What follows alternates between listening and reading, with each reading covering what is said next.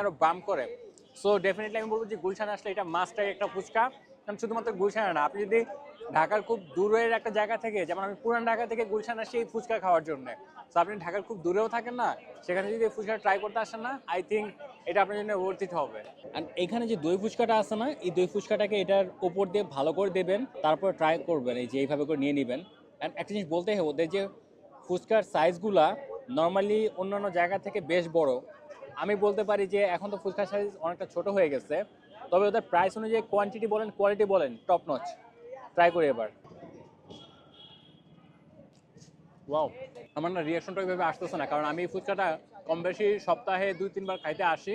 আর আমি ফ্রি থাকলে ফুচকা খাওয়ার জন্য গুলশানে এখানে আসি। বেসিক্যালি ওদের এখানে দই ফুচকার প্রাইস হলো 120 টাকা, আর এই নর্মাল মানে রেগুলার ফুচকার প্রাইস হলো 80 টাকা। আপনি দই ফুচকা লাভার হন তাহলে কোথাও যাওয়ার দরকার নেই, এখানে চলে আসলে আপনি এই ফুচকা ট্রাই করতে পারবেন।